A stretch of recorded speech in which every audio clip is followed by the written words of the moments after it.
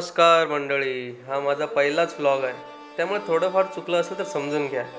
चला तर मग आज जाऊया आपण डहाणूतल्या गणपती मंडळाच्या दर्शनाला. सुरू केलंय आम्ही स्वादिष्ट दानमेर वडापाव खाऊन.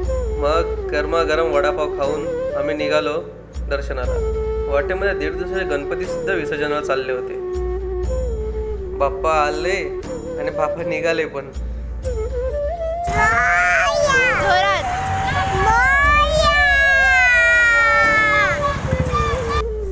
सर्वप्रथम आम्ही आलो डहाणूचा राजा म्हणजे शिलेदार मंडळाजवळ. येथील भव्य मूर्ती म्हणजे खूपच आकर्षक आहे. इथे दरवर्षी नवे कार्यक्रम, स्पर्धा, ऑर्केस्ट्रा आणि महाप्रसाद आयोजित केले जातात. म्हणून या ठिकाणी एकदा जरूर भेट द्या. पहा गणपतीची सुंदर मूर्ती.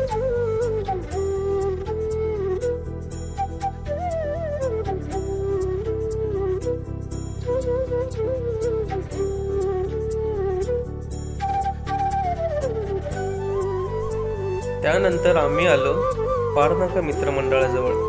येथील मूर्ती अगदी सुंदर आणि मन मोहून टाकणारी आहे.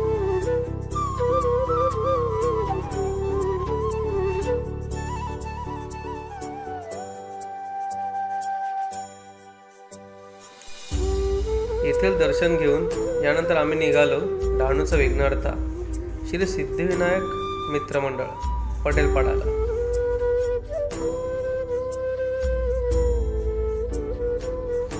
येथील विशेष आकर्षण म्हणजे यांची सजावट. यावर्षी ऑपरेशन सिंदूर या घटनेला उद्देशून देखावा दाखवला आहे, त्यामुळे तोच पाहायला आम्ही इथे आलो आहोत.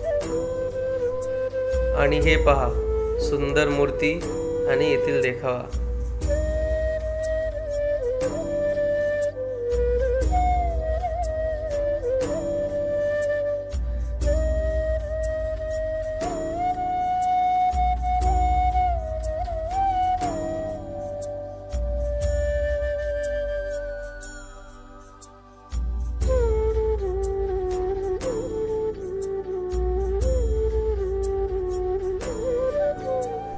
यानंतर आम्ही आलो छत्री कंपाऊंड मित्रमंडळाजवळ. येथील मूर्ती देखील खूप तेजस्वी आणि राजेशाही भासते. पहा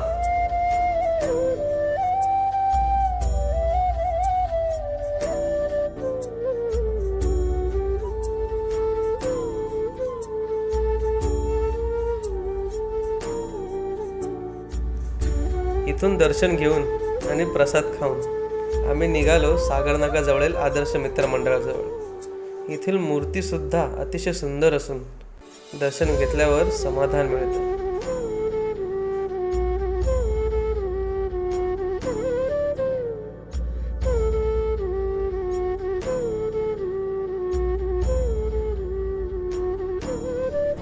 आणि आता शेवटचा थांबा होता गणराज मित्रमंडळ डहाणू स्टेशन रोड जवळ. येथील मूर्तीसोबत प्रत्येक वर्षी एक अनोखा देखावा साकारला जातो. या वर्षीचा विषय आहे नारी शक्ती. हा देखावा चलचित्राच्या माध्यमातून समाजाला एक संदेश देतो. म्हणूनच इथे दर्शनासाठी नेहमी रांग लागलेली असते. पहा अगर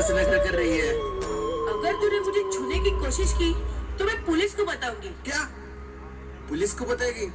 पुलिस को बताए या और किसी और को, मुझे कुछ फर्क नहीं पड़ता. नमः शिवाय.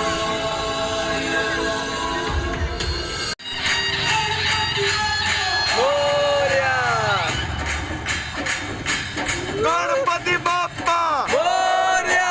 मंगल मूर्ती मोरया.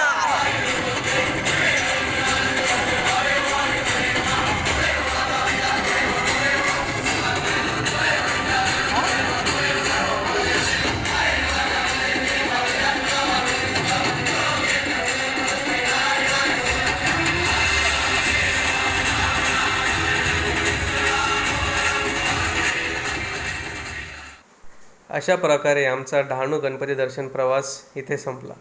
खूप छान अनुभव आला. तुम्ही पण एकदा जरूर भेट द्या. चला गणपती बाप्पा मोरया.